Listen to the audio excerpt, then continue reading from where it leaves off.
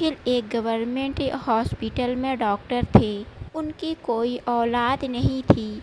अब वह अपनी ज़िंदगी के इस हिस्से में पहुंच चुके थे जहां पर सिर्फ उनकी पत्नी के और कोई भी सहारा मौजूद नहीं था। जल्द ही वह अपनी नौकरी से रिटायर हुए और इस गवर्नमेंट की नौकरी से मिलने वाली लाखों रुपये अपने आगे की ज़िंदगी अपने घर में गुजारने लगे। निखिल एक बड़े डॉक्टर होने के बावजूद भी बड़े सादा और नरम स्वभाव के मालिक थे। दूसरी तरफ उसकी पत्नी भी बहुत ही अच्छे स्वभाव की औरत थी। आज तक दोनों में किसी भी बात को लेकर कोई भी लड़ाई नहीं हुई थी। एक दूसरे को बहुत ही इज्जत से पुकारा करते थे। औलाद ना होने की कमी उन्हें अब अपनी ज़िंदगी के अब बहुत ही ज़्यादा महसूस हो रही थी। एक दिन निखिल की पत्नी सुनीता अपने पति से कहने लगी, क्यों ना हम एक बच्चा एडॉप्ट कर लें। जब शुभम और निशा हमारे घर में थी तो हमें अकेलापन खलता नहीं था। अकेले इस घर में रहकर मुझे यह घर काटने को दौड़ता है। बार बार पास्ट को याद करती हूँ तो एक टीस सा दौड़ता है। काश अगर आप जिद ना करते तो शुभम और निशा हमारे पास होते। इस उम्र में मैं बच्चों के लिए तरस रही ना होती, बल्कि आज तक तो अल्लाह ने हमें पोते पोतियों की खुशियाँ भी दिखा चुका होता। हमारी ज़िंदगी तो बहुत ही खुशी से गुजर रही थी। सुनीता ने जब अपने पति निखिल से बात कही तो निखिल एक नज़र अपनी पत्नी को देखा और मुस्कुराने लगे। फिर कहने लगे, तुम्हें यकीन है जो तुमने सोचा है वैसा ही होता। आज से 2 साल पहले एक बेटा सौरभ था। दोनों ने अपने बेटे सौरभ की शादी निशा से बहुत ही धूमधाम से की।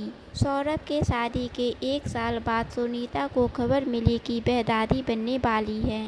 उनकी खुशी का ठिकाना ना रहा। अब तो वो निशा को बेड पर से उतरने ही ना देती। सुबह शाम जाकर अपनी बहू की तबीयत पूछती और नौकरों से खाना रूम में ही भेजवा दिया करती। निशा के भाई की शादी थी। सुनीता अपनी बहू को शादी में जाने नहीं देना चाहती थी, लेकिन निखिल ने कहा, बहू की तबीयत तो ठीक है, अपने मायके ही तो जा रही है। अब अपने भाई की शादी में नहीं जाएगी तो कहाँ जाएगी। अपने पति की बात सुनकर सुनीता थोड़ी नाराज सी हो गई, लेकिन अपने बेटे और बहू को जाने की इजाज़त दे दी। सुनीता शादी में नहीं गई तो उस वजह से निखिल भी नहीं गया, लेकिन आते समय उनके बेटे और बहू का एक्सीडेंट हो गया। निखिल खुद एक बहुत बड़े डॉक्टर थे, लेकिन जब तक उन दोनों को हॉस्पिटल लेकर जाया गया उन दोनों की मृत्यु हो गई थी। निखिल एक नज़र सुनीता पर डालते हुए बोला, हमारे भविष्य में क्या होने वाला है यह तो बस हमारा अल्लाह ही बेहतर जान सकता है। अगर सच में हमारे लिए हमारी औलाद बेहतर होती तो हमारा औलाद इस दुनिया में ज़रूर रहता। ऐसे ही दोनों की ज़िंदगी के दिन बीत रहे थे। एक दिन अचानक से रात में पत्नी सुनीता की तबीयत बहुत ही ज़्यादा खराब हो गई। वैसे तो निखिल एक डॉक्टर था, लेकिन अपनी पत्नी को इस हाल में देखकर वह अपने होश खो बैठा। आधी रात को अपनी पत्नी की बिगड़ती हालत देखकर वह बहुत परेशान हो गया और बच्चों की तरह रोने लगा। कुछ समझ नहीं आया कि रात के इस वक्त किसको आवाज़ दे, किसको बुलाए, कौन आकर उसकी इस वक्त में मदद करे। यही वो वक्त था जब उन्हें अपनी औलाद की कमी शिद्दत से महसूस हुई थी।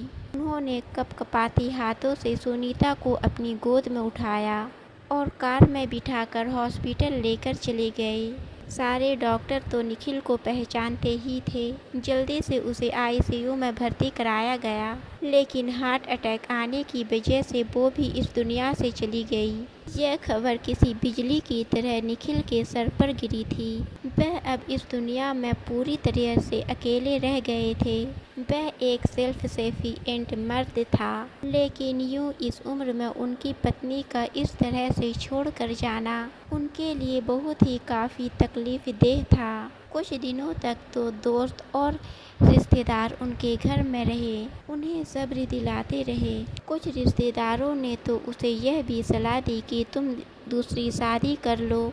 निखिल ने मना कर दिया और कहा, भले ही सुनीता इस दुनिया में नहीं है, लेकिन मेरे दिल में हमेशा रहेगी। इस घर में सुनीता की खुशबू मुझे महसूस होती है। कई रिश्तेदारों ने सलाह दिया, इस उम्र में अकेले रहना बहुत, मेरे साथ मेरे घर में रहो। निखिल ने इस पर भी मना कर दिया।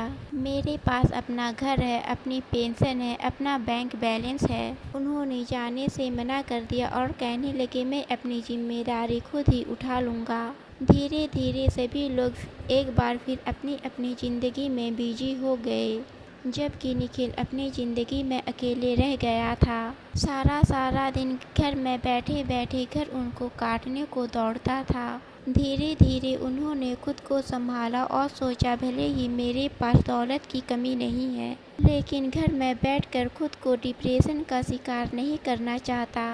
अगले ही दिन निखिल ने सोचा क्यों ना वो किसी प्राइवेट हॉस्पिटल में जाकर नौकरी करने लगे। हॉस्पिटल में उसका दिल भी बहला रहेगा। निखिल ने अपने दोस्त को फ़ोन मिलाया, जो कि एक प्राइवेट हॉस्पिटल में नौकरी कर रहा था। उसके दोस्त ने फ़ौरन से हाँ कर दी। उसके दोस्त ने अगले ही दिन से ज्वाइन करने को बोल दिया। निखिल सुबह सुबह उठा, खुद से नाश्ता बनाया और रेडी होकर, हॉस्पिटल कुछ दूरी पर ही था। उसके पास अपनी गाड़ी थी और वह खुद से ही ड्राइव किया करता था। 1 घंटे का सफ़र तय करके वह हॉस्पिटल आने जाने लगा। धीरे धीरे हॉस्पिटल के कामों में बिजी रहने लगा और उनका दिल भी बहलने लगा। लेकिन जब भी उसे सुनीता याद आती, आंखों में आंसू भर आते। लेकिन एक दिन जून की तपती दोपहर में उनका तबीयत कुछ ठीक नहीं लग रहा था, तो वह हॉस्पिटल से छुट्टी लेकर घर आने लगे। आते समय गाड़ी का टायर पंक्चर हो गया। उन्होंने एक झटके में गाड़ी को रोका था। जब गाड़ी से उतर कर देखा तो टायर की हवा बिल्कुल ही निकल चुकी थी। आसपास नज़र दौड़ाई तो वहाँ पर जंगल और खाई नज़र आ रही थी। इस जून की झुलसा देने वाली गर्मी में तो दूर में घना जंगल नज़र आ रहा था और पास में कोई पेड़ नहीं था। पत्ते तक झुलस कर पीड़े पड़ चुके थे। यहाँ पर वो किसी को मदद के लिए भी नहीं पुकार सकते थे। निखिल तो अब परेशान होकर रह गया। खाई और जंगल होने की वजह से ज़्यादा गाड़ियाँ भी नहीं आ जा रही थी। जो 1-2 गाड़ियाँ आती जाती दिखाई दे रही थी। निखिल ने उन्हीं से मदद मांगने की सोची। इतनी गर्मी होने की वजह से उनके मुंह से आवाज़ भी नहीं निकल पा रही थी। उन्होंने हाथ के इशारे से ही गाड़ी को रोकने की सोची, लेकिन जो 1-2 गाड़ियां आ जा रही थी, हर कोई बहुत ही स्पीड में उनको वहां से अनदेखा करता हुआ गुजर जाता। कोई भी निखिल की तरफ ध्यान नहीं दे रहा था। मोबाइल की बैटरी भी पूरी खत्म हो गई थी। वो किसी को फ़ोन भी नहीं मिला सकते थे। अपने अपने कामों में और अपनी अपनी मंजिल पर पहुंचने में बिजी थे। यह सब देखकर निखिल और भी ज़्यादा परेशान हो गया। तपती हुई धूप उनके दिमाग पर असर कर रहा था। धूप भी इतनी तेज थी, वो इतनी गर्मी और धूप बर्दाश्त नहीं कर सकती थी। यहाँ पर उन्हें खड़े हुए 3 घंटे बीत चुके थे, लेकिन कोई भी उनके लिए नहीं रुका था। तभी वहाँ पर आती हुई दूर से एक मोटरसाइकिल दिखाई दी। यह मोटरसाइकिल काफ़ी पुरानी थी। सामने का शीशा भी टूटा हुआ था। गाड़ी धीरे धीरे चल रही थी और आवाज़ कर रहा था। जब वहाँ पर निखिल को देखा तो वह गाड़ी रुक गई। उस गाड़ी में एक बूढ़ा आदमी बैठा था, जिसकी उम्र 45-50 के आसपास होगी। उसने जब निखिल को खड़ा देखा तो गाड़ी से नीचे उतरकर, निखिल के सारे कपड़े पसीने से भीग चुके थे। चेहरा धूप की वजह से तमतमा रहा था। उस आदमी ने निखिल को देखा और कहने लगा, क्या बात है सर, आप यहाँ पर क्यों खड़े हैं? कोई मसला है तो आप मुझे बताएं। निखिल उस आदमी से कहने लगा, मेरी गाड़ी का टायर पंक्चर हो गया है। मुझे तो इतनी ताकत नहीं है कि मैं गाड़ी का टायर चेंज कर सकूं। पहले तो मैं कर लिया करता था, लेकिन अब मुझसे नहीं होता है। क्या तुम मेरी मदद कर सकते हो? यह सुनकर वह मुस्कुराया और कहने लगा, आप चिंता मत करें सर, मेरी गाड़ी में बैठ जाएं। थैले से पानी की बोतल निकाल कर देने लगा और बोला, चिंता मत कीजिए, वह जूठा नहीं है। आप पानी पीजिए, मैं तब तक आपकी गाड़ी का टायर चेंज कर देता हूँ। निखिल ने उस आदमी की बात सुनी तो पानी पी लिया। उस बोतल में ठंडा पानी था। जरूर यह आदमी अपने घर से लाया होगा। पानी पीकर तो जैसे एक पल निखिल को सुकून मिला था। उन्होंने एक नज़र सामने उस आदमी पर डाली। इतनी धूप में सड़क के किनारे उनकी टायर लगा रहा था। वहाँ पर और भी लोग थे, लेकिन सिर्फ यही था उनके लिए रुका था और उनकी मुसीबत को समझ पाया था। कुछ सोचते हुए निखिल ने अपना पर्स देखा। उस वक्त उनके पर्स में 30,000 मौजूद थे। निखिल ने कुछ सोचा और फिर कहने लगे, क्यों ना इनमें से 15,000 इनाम के तौर पर इस आदमी को दे दूं। देखने में तो वह काफ़ी गरीब मालूम होता है। उसके कपड़े और हुलियों से साफ दिखाई दे रहा था कि वह एक बहुत ही गरीब घराने से संबंध रखता है। क्यों ना यह मदद कर दी जाए और इनाम के तौर पर उसे दे दिया जाए। और उसने 15,000 अलग रख लिए। जैसे ही वह आदमी गाड़ी का टायर चेंज करके आया, वह आदमी आकर कहने लगा, आप बेफिक्र होकर अपनी मंजिल पर जाएं। यह सुनकर निखिल ने उसका बहुत धन्यवाद किया। फिर अपने पास मौजूद 30,000 उसके पास बढ़ाए। पैसे देखकर वह एक पल को हैरान हुआ था। कहने लगा, यह पैसे किस लिए? निखिल कहने लगा, यहाँ पर इतने सारे लोग गुजरे, लेकिन एक तुम ही थे जिसने मेरी मदद की, इसलिए यह मेरी तरफ से तुम्हारे लिए एक छोटा सा इनाम है। वह आदमी मुस्कुराया और कहने लगा, नहीं, आपने मेरे बारे में इतना सोचा वही काफ़ी है। मैं आपसे यह पैसे नहीं ले सकता। दरअसल मेरी ज़िंदगी का मकसद है, मैं बस लोगों की मदद करना चाहता हूँ, वह भी बगैर किसी लालच और मकसद के। और आप पहले नहीं हैं जिसकी मैंने यूँ मदद की। यकीन मानिए उन्होंने भी ऐसे ही मेरी तरफ बढ़ाए थे, लेकिन मैं किसी से भी अपने इस पुण्य का बदला नहीं लेना चाहता, बल्कि मैं इसका बदला अपने अल्लाह से चाहता हूँ। इतना कहकर वह आदमी वहाँ से चला गया। निखिल उससे प्रभावित हुए बगैर ना रह सका। इतने अच्छे आचरण वाला इंसान उन्होंने अपनी ज़िंदगी में कभी नहीं देखा था।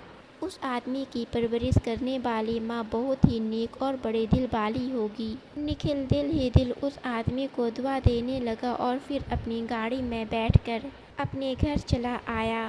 वह अपने घर में आराम करने के लिए कमरे में लेट चुका था, लेकिन बार बार उस आदमी के शब्द उनके दिमाग में गूंज रहे थे, जो उनसे कह रहा था कि मैं बगैर लालच के ही लोगों की मदद करता हूँ और इसका बदला अपने अल्लाह से चाहता हूँ। यह सुनकर निखिल के चेहरे पर मुस्कुराहट छाई थी। उनका दिल चाहा कि वह भी ऐसे ही अच्छे काम करे। उस आदमी ने उनसे पैसे भी नहीं लिए और यहाँ तक कि निखिल उसे ज़बरदस्ती देना चाहते थे, लेकिन उसने लेने से ही मना कर दिया और वहाँ से चला गया। अगले दिन जब वह हॉस्पिटल में थे, जब वह बैठे हुए थे तो अचानक बाहर से आवाज़ की शोर आने लगी। उस हॉस्पिटल का एक डॉक्टर किसी से झगड़ रहा था। जब ज़्यादा आवाज़ आने लगी तो वह सोचने लगे। बाहर आए जब उन्होंने देखा तो एक डॉक्टर गुस्से में अपने सामने खड़ी लड़की को डांट रहा था। कुछ सोचते हुए निखिल चलते चलते उनके पास चले आए। वह उसका ही दोस्त था तो कहने लगा, क्या बात है दीपक, क्या हो गया है तुम्हें? दीपक गुस्से से कहने लगा, देखो ना निखिल, पिछले 2-3 दिनों से लगातार यहाँ पर मेरा दिमाग खराब कर रही है। इतने अच्छे तरीके से मैं इसको समझा चुका हूँ कि मुझे किसी भी वर्कर की ज़रूरत नहीं है। हमारे हॉस्पिटल में पहले ही वर्कर मौजूद हैं, लेकिन बार बार जिद कर रही है कि मुझे ज़रूरत है काम की, मुझे काम चाहिए।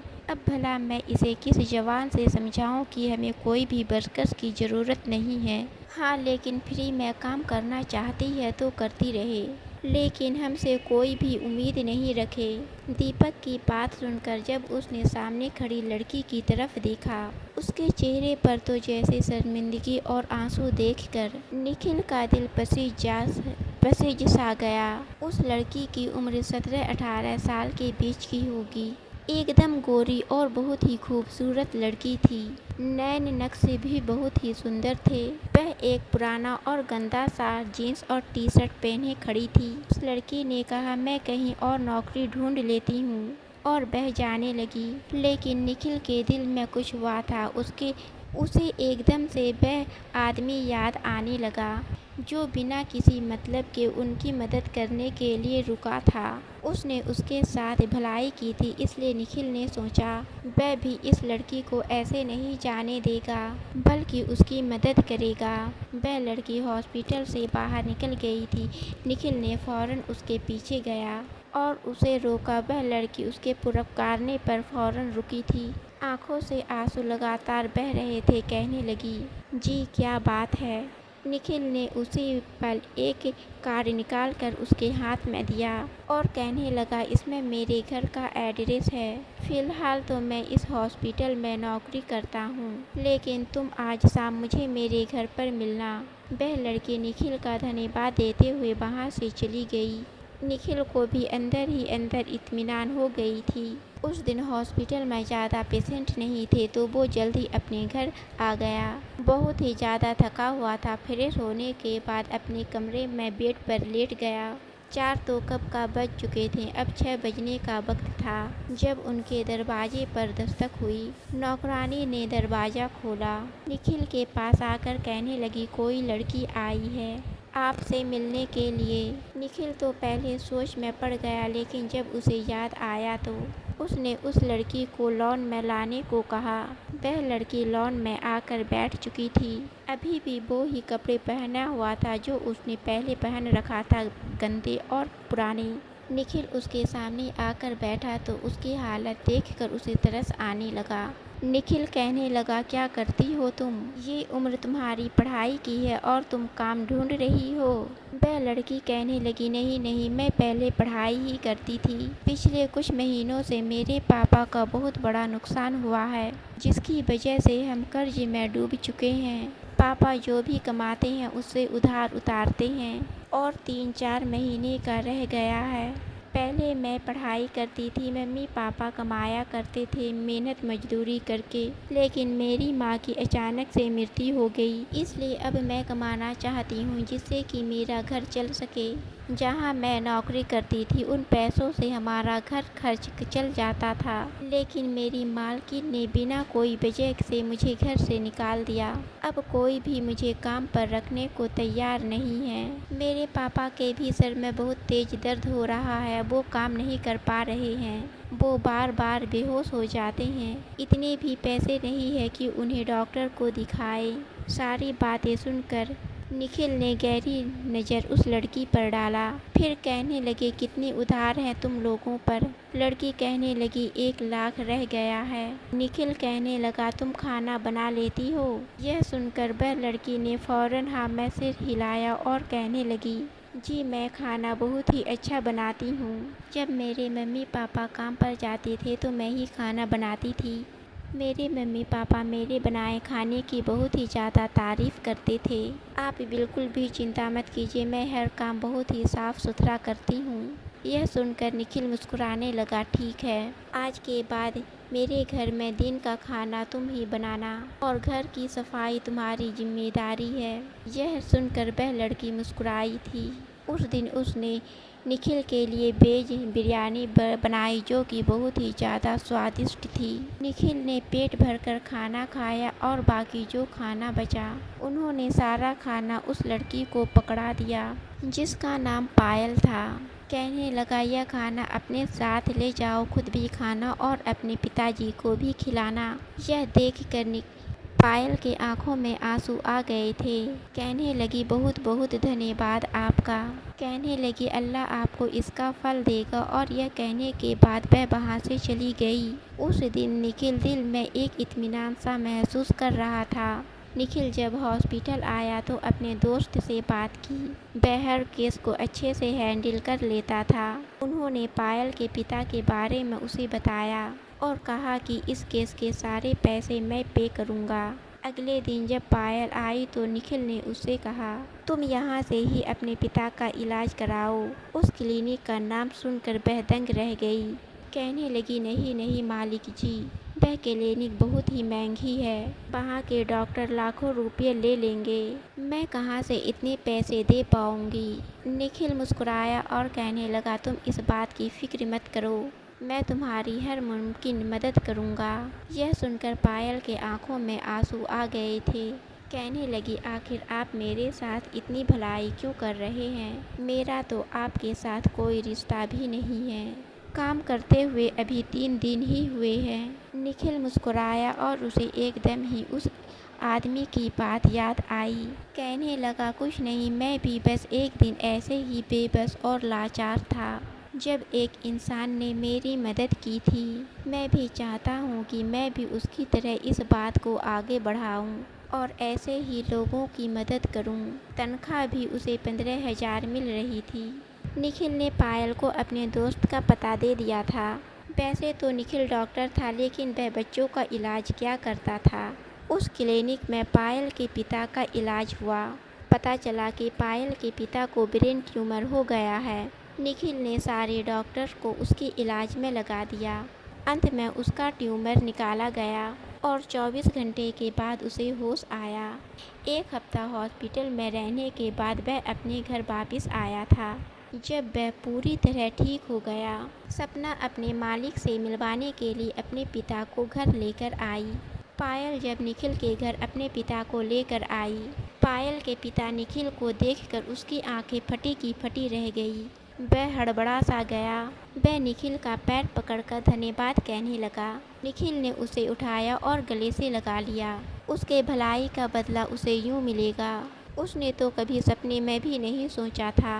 उसके बाद निखिल का यही काम बन गया। वह अपने पास आए हर मजबूर और बेबस इंसान की मदद क्या करते थे और अपने आगे की ज़िंदगी ऐसे ही लोगों की भलाई करते हुए गुजारने लगे। दोस्तों, आपको कहानी पसंद आई तो चैनल को सब्सक्राइब और वीडियो को लाइक ज़रूर करें।